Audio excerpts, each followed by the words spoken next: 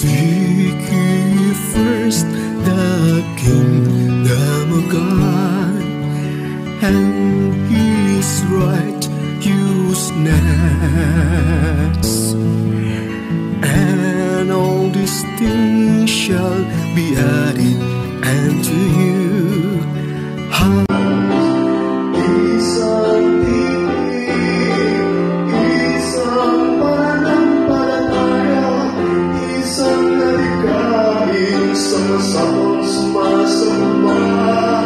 Bukal na buhay. Mga kapatid, ito po ang napili nating pamagat sa linggong ito, the 28th Sunday in Ordinary Time. At ito din po ang napili nating awitin, the music of the gospel song, Banal na Eucharistia. At bago po ang lahat, dito ngayon sa 28th Sunday in Ordinary Time, walang sawang pasalamat uli sa walang sawa ninyong paging bahagi at nagbabahagi sa Music of the Gospel Sunday Reflection. At again, salamat din po sa pagla-like, salamat din po sa pagkukomento. Again, simpleng pamamaraan, nagiging bukal ang buhay. At mga kapatid, again, mabuhay. Mga kapatid, na ito po ang napakaganda nating pagnilay-nilayan ngayon sa Ebanghelyong ito. Dahil again, sa awitin na pinamagatang Banal na Eucharistia, at sinasabi ng awiting ito,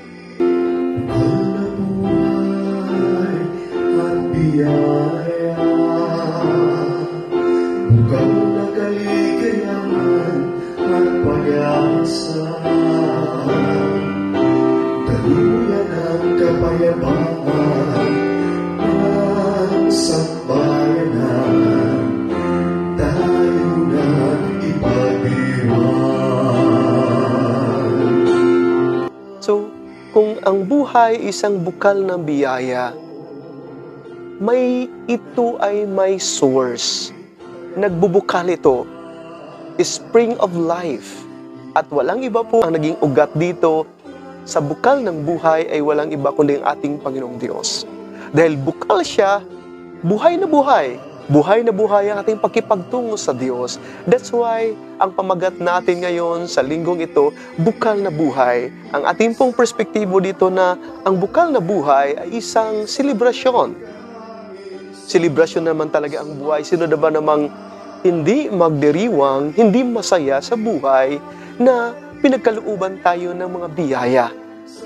Bubukal ang mga biyaya sa atin, ika nga sa awitin ng Banal na Eucharistia.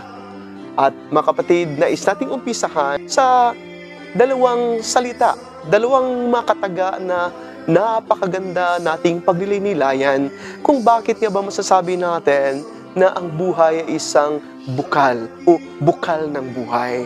Una, nais ko pong babanggitin dahil ako po ay naging estudyante ng ating mahal na obispo, ang presidente ng CBCP, si Bishop Ambo David.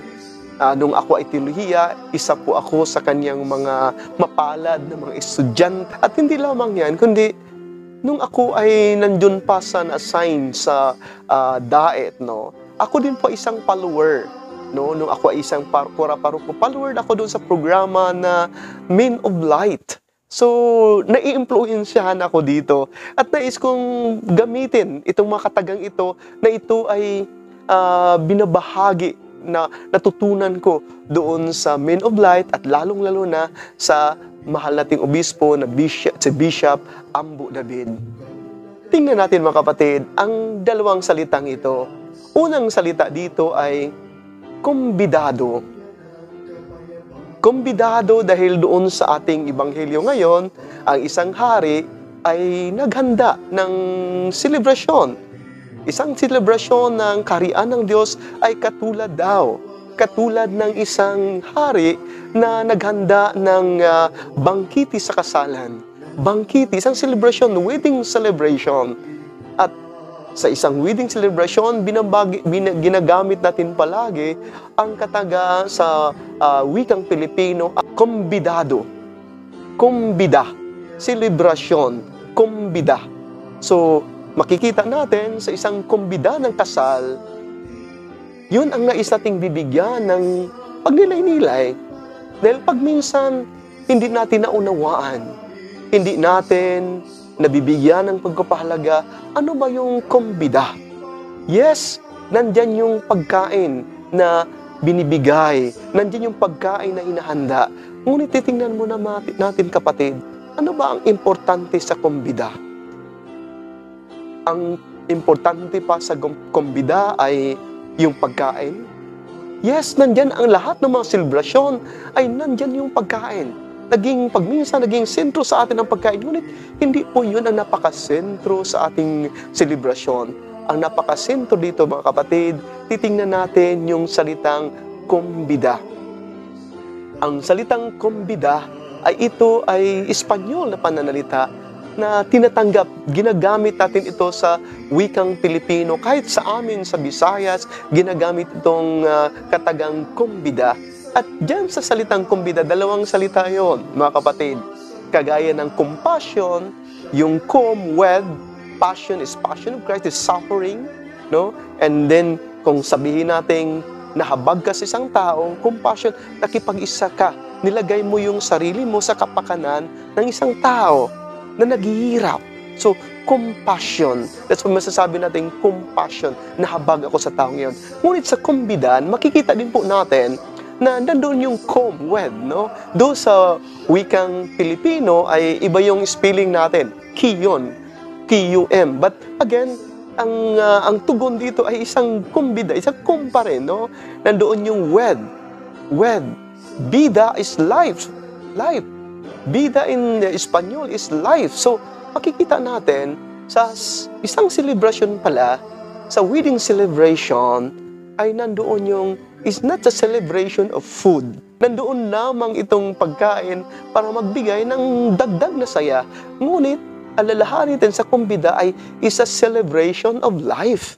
Is a celebration of life, like the Eucharist. Doon sa ating awitin ngayon, banal na Eucharistia na binibigyan ng pagpapahalaga doon sa banal na Eucharistia na ang ating pakipagtungo sa Diyos sa banal na Eucharistia, isang celebration.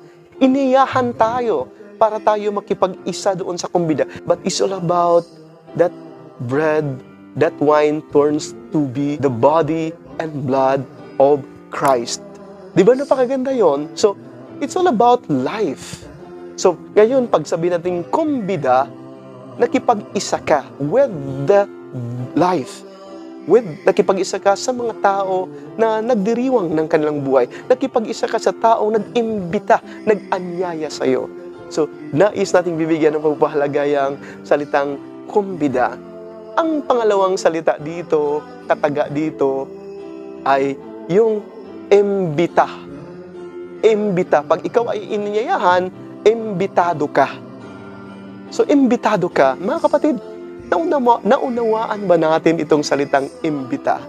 So, binibigyan natin ng pagpapahalaga yung kumbida sa celebration, na ito yung celebration is not just all about the food. No? Now, ngayon, titingnan natin yung imbitado ka. Invita is in. To be wed again. Vita in Italiano is vita is life.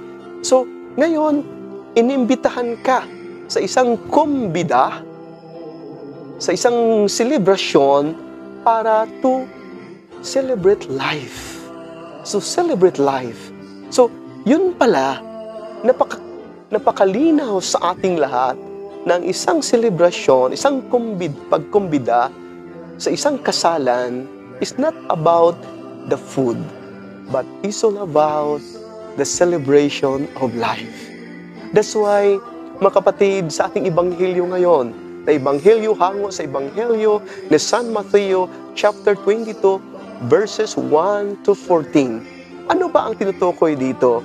Ang isang hari na naghahanda ng kumbida para sa kasalan, no?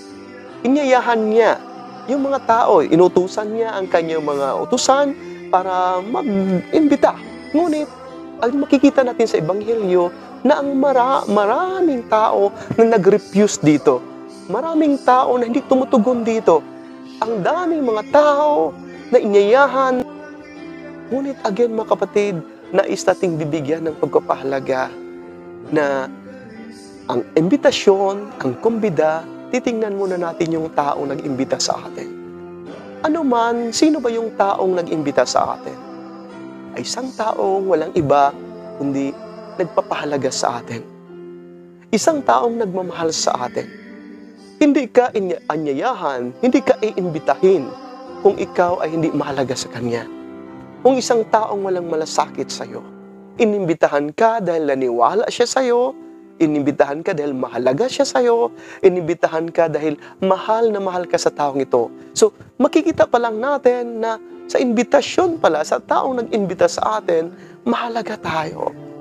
So, sana ang ating response doon, hindi yung mag-reason out kaagad tayo, marami kong gagawin.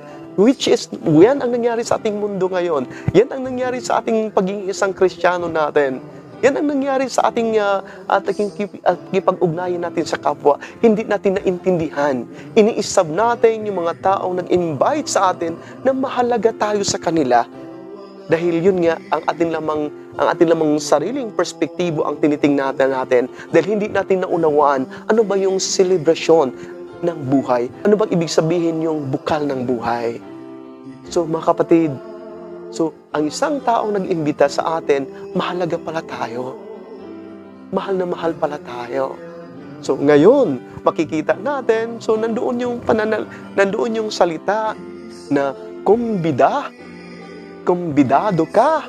Nandoon yung salitang imbitado ka. Ang isang tao, isang hari, isang Diyos nag-invite sa'yo dahil nandoon mahal na importante ka sa Kanya, na siyang makipag-usap sa'yo, na siyang makipag-dialogo sa'yo. Titingnan kaya natin ito mga kapatid sa ating pakipagrelasyon sa Diyos, sa banal na Eucharistia. That's why ang ating awitin ngayon, ito ay isang awitin na kinukompose ni Father Arjon Maglangit na pinapopularize ko po ito sa selebrasyon ng bukal ng buhay. Mga kapatid, titingnan natin ngayon. Pag nagtungo tayo, yes, naintindihan natin itong selebrasyong ito. Ngunit may isang hamon para sa ating lahat. May gustong mangyayari ang Diyos sa ating lahat. Ano po dito ang gustong mangyayari ng Diyos? Hindi lamang porke na tayo ay tumugon doon sa kasalan. Ngunit, nung nandoon na sa kasalan, yung mga tao, lumapit yung hari sa isang tao. Kapatid, bakit hindi ka nag-ayos? Hindi ka nagsusuot ng ganitong itong suotin na ito? Hindi ka nag-ayos. Alalahanin mo ito ikasalan. So, napaka-symbolic po ito, napaka-figurative po ito dahil makikita natin na sa kasalan pala, yes, kailangan nating magdamit. So, more so, ano yung nandyan sa ating kalubluban? Kung inyayahan tayo ng Diyos, makipagtipan ang Diyos sa atin, anong gagawin natin? Na ang isang nakikita ko sa isang taong iyon na napakamahal na mahal ako sa taong iyon. Importante ako sa Kanya. Anong gagawin ko? Hindi ko ba ayusin yung nasa kalooban ko? Hindi ko ba ayusin kung ano ang nandyan ano yung karapat-dapat na ibigay ko sa Kanya bilang pagtugon doon sa Kanyang kabutihan, pagtugon doon sa Kanyang pagmamahal? Hindi kaya sa ating pagtugon sa invitasyon para doon sa kumbida, hindi kaya nandoon din yung conversion. Nandoon yung pagbabago ng puso natin. Nandoon din yung paghanda. Sa paghanda dito, nandoon yung pagnilay-nilay. Anong nangyari sa akin? Karapat-dapat ba ako sa Kanya? Anong kailangan kong baguhin? Anong kailangan kong dadalhin bilang pagtugon doon sa taong nagbibigay sa akin ng pagpapahalaga? Mga kapatid, nais ating bibigyan din po ng pansin ito. Sa bandang huli, inimbitahan niya lahat-lahat. Mabuti ka man o masama ka man, lahat ay inimbitahan. Ngunit again, ang napakaganda dito, yung hindi lamang for the sake na tayo'y magdiriwang doon, tayo makipag-isa doon, ngunit nandoon yung disposition natin, nandoon yung paghanda ng ating mga puso at ating isipan. mga kapatid, again. At biyaya, bukal na kaligayahan at pag-asa, daluyan ang kapayapaan ng sambayanan, tayo na ipagdiwang. Daluyan ng kapayapaan dahil ang buhay natin ay isang buhay ng selebrasyon. Sa atin pong lahat, the music of the gospel, the Father, the Son, and the Holy Spirit. Amen.